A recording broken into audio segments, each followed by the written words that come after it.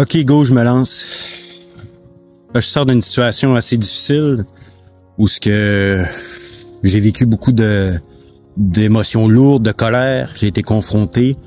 Je m'entraîne, je vais souvent au gym. Puis aujourd'hui, il y a quelqu'un qui avait envie d'exploser en quelque sorte, puis ça m'a fait exploser moi-même. Mais ça m'a fait sortir un peu cette position-là que j'ai intérieurement de guerrier. De guerrier un peu pacifique, mais aussi un guerrier qui abandonne pas. J'ai envie de faire un peu une vidéo coup de poing, je vais essayer de faire ça court, bref. Ce que j'aimerais vous dire aujourd'hui, c'est qu'il y en a beaucoup qui me suivent depuis plusieurs années, il y en a d'autres qui viennent juste d'arriver. Avant, j'ai créé ma communauté en vous parlant comme ça, de cœur à cœur, en vous regardant directement dans les yeux, en me confiant, en étant humble. Mais dans les dernières années, j'ai arrêté de publier parce que j'ai traversé en quelque sorte mes propres enfers, ma nuit noire de l'âme, comme j'appelle. Je me reconnaissais plus, j'étais plus capable de me regarder dans le miroir. Je pensais que j'étais une merde, que je valais pas grand-chose. J'ai même été jusqu'aux pensées suicidaires, à penser que j'avais plus ma place sur cette terre.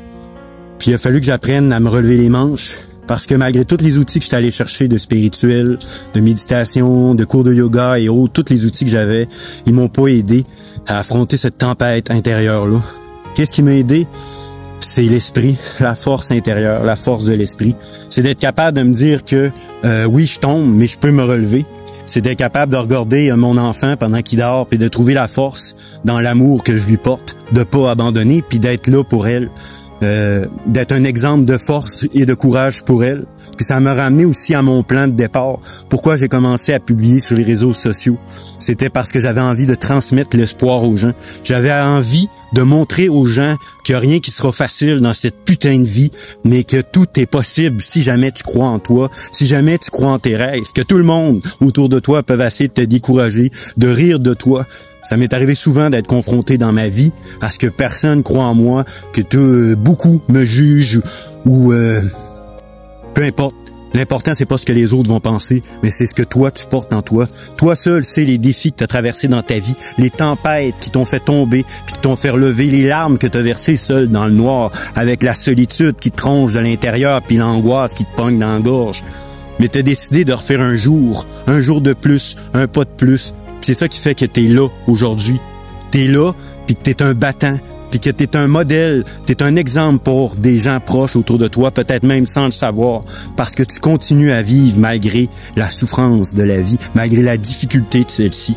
Fait que là, vous allez me revoir de plus en vrai. Fini l'IA.